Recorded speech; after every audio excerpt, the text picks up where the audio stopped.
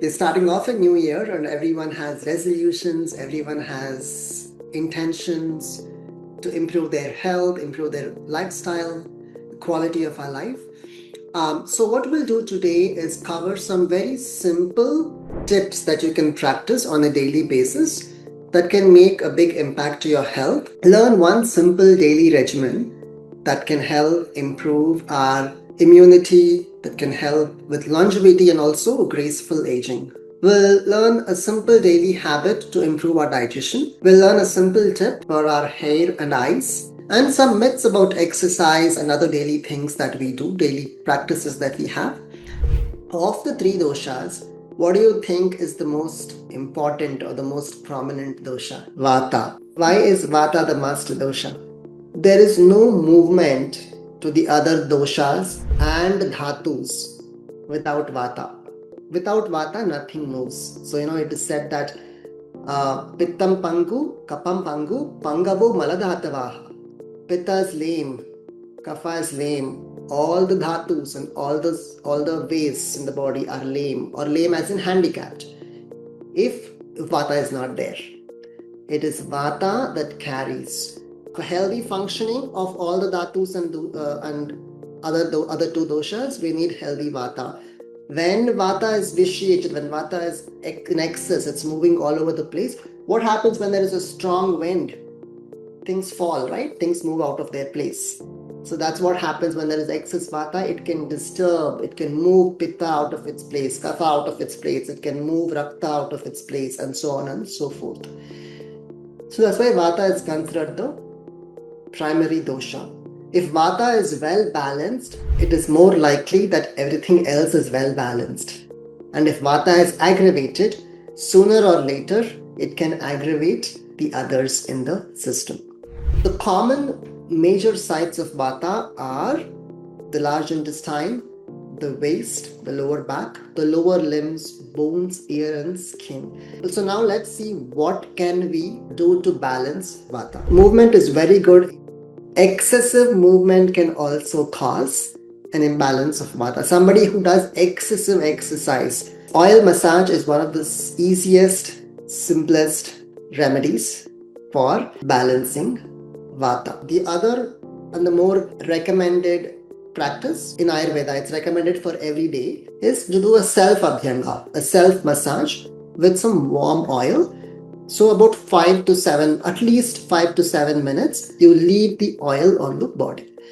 Now, what are the important things to keep in mind here? I already said we don't leave it on the body for a long time. We don't let it cool on the body. That can cause stagnation. The second thing is after applying oil in about 5 to 10 minutes, it's good to take a warm shower. What does that do? The warmth opens up the pores. It helps the oil get absorbed better. The other important thing is how do you do it, right? So when you do the massage with the oil, you do it in the direction of your hair. And the benefit of doing this, it is said, Abhyanga macharet nityam sa jarashrama vataha. The benefit of doing oil massage every day is it slows down aging. It makes you look more youthful. The second simple remedy or change that you can make, drinking water. But I'd like to make a small addition to it, especially for most of us in North America in winter. I would recommend drinking warm water. See, no matter how cold it is outside, our body maintains its temperature. And the body does everything to maintain that temperature. It's a process called homeostasis. No matter how it may be 30 degrees outside, but your body will remain at that temperature. So when you drink ice cold water, the body has to work to bring that ice cold water to its temperature. So it has to put that energy. The Agni has to use up its energy to bring the water up to your body temperature. The body prefers food that is closer to its temperature. Cooking water, I know we don't think of cooking water, but when water is cooked or boiled, it becomes more digestible. But Ayurvedically, we say drink to your body's hydration level. That means you need to listen to your body, because if you're a Kapha person and if it is winter, you may not need so much water. But if you're a Pitta person and it is summer, you may need more water. And more than chugging a lot of water at one time, it is good to sip water. The other thing that I wanted to talk about is sleep. Needless to say, we all need 6 to 8 hours of sleep every day. Everybody knows this. But Ayurvedically, what is important to know is when you sleep. If I sleep from 2 a.m. to 10 a.m., that's 8 hours of sleep. Is that as good as sleeping from 10 p.m. to 6 a.m.? So there is something called a body clock. In the first 20 years of our life, there is more kapha in our system. That's why children are able to grow. They put on weight, they grow in height, because it is the growth and the energy of the kapha that gives that energy. The middle portion of our life, about 20-ish to 50-ish, is where pitta is dominant. That is why it gives us the energy to accomplish, to build a career, to build a family, to build a home, to build wealth, and so on and so forth. And 50-ish and beyond is where the Vata sets in. You start losing memory, joints become cracky, and all that happens.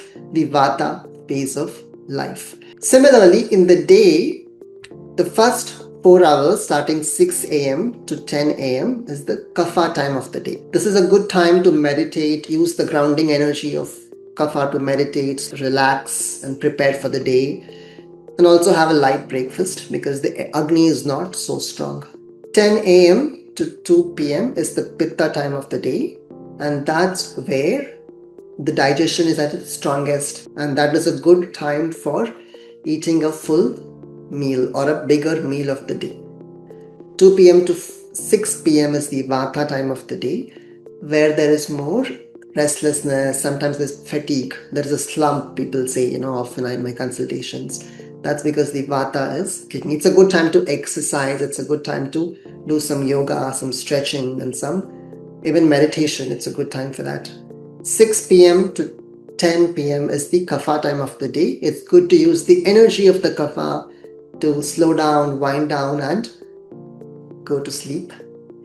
10 p.m. to 2 a.m. is the time of Pitta. And this Pitta is where all our digestive organs detox, cleanse, and relax. So it's important that we are asleep in this window. The more amount of time you get to sleep between 10 p.m. and 2 a.m., the more energized and the more healing and the more relaxation your body gets. That is why sleeping in that window of time is so important. And you can check it out for yourself. The other thing is about exercise that also came up. And exercise is very good to keep the Vata in balance, because when you feel your nostrils are blocked, then you actually feel good after you exercise. So exercise helps with the Vata.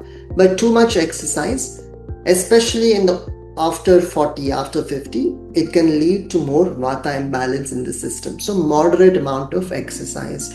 Most Vata balancing exercises are yoga asanas and walking. If you're used to doing intense workouts, I'm not saying it is a wrong thing, but it is good to keep it in balance. And the thumb rule is to do exercise to half your strength. That's what Ayurveda says. Hot water on the head or on the eyes, because these are very sensitive organs. This is not good for the hair or for the eyes.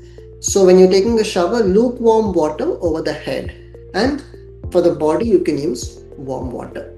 This itself can preserve your vision. It can preserve the strength of your eyes and also the hair. So this presentation is actually presented by Shankara, and Shankara has some really nice skincare products, including oils that you can use, as well as moisturizers and hydrating ghee. Thank you all for your patience and your time.